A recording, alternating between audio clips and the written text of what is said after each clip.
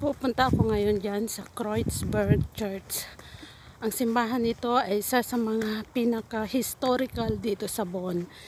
Kasi si Napoleon Bonaparte ay pumunta dito sa simbahan na to noong siya ay pumunta dito sa Germany para sakupin ang Germany. So pumunta siya dyan sa church na yan at lumuhod. Ang simbahan na ito, tuwing Biyernes Santo, napakaraming tao ang nagpupunta dyan. Punong-puno ng tao mula sa iba't ibang bahagi ng mundo. Hindi lang mga Germans, maging mga Pilipinos, Polish, mga Latinos, Spanish, mga British, at marami pang iba. Yan. So,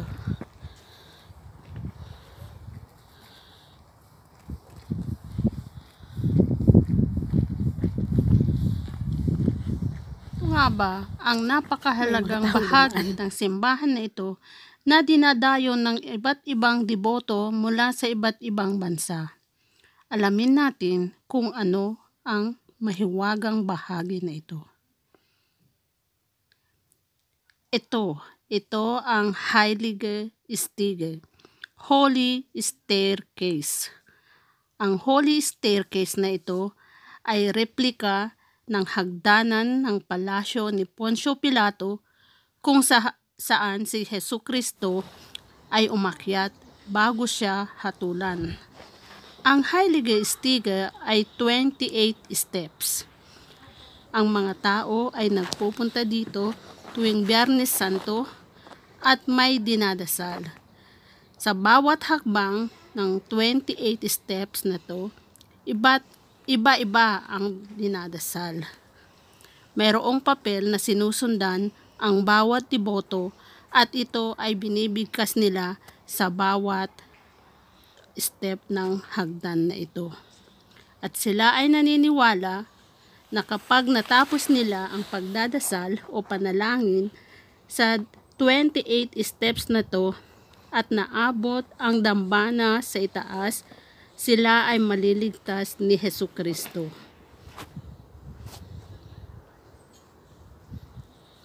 Marami din mga kababayan nating Katoliko ang taon-taon na nagpupunta dito at nananalangin na nakaluhod.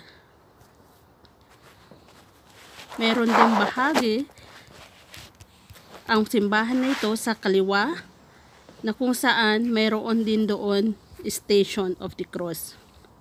At dito rin ginaganap ng mga kapwa nating Pilipino ang kanilang mga pananampalataya o ang 14 Station of the Cross. Pagkatapos ay mayroon silang handaan doon sa isang bahagi ng simbahan sa may likod.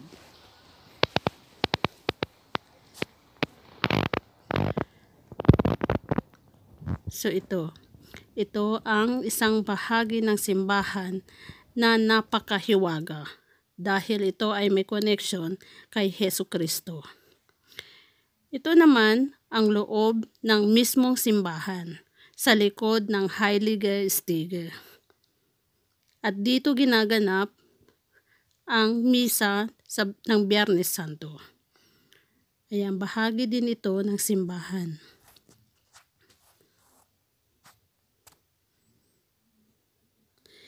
Ito ay matatagpuan sa pagitan ng Eppendorf at saka Endenis.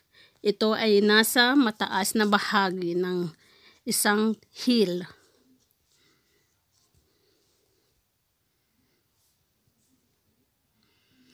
Marami sa mga kababayan natin ang nagpupunta tuwing Biyernes Santo dito upang humiling sa Panginoong Jesucristo na sana ay magkaroon ng katuparan ang kanilang mga hinihiling. At isa na ako doon.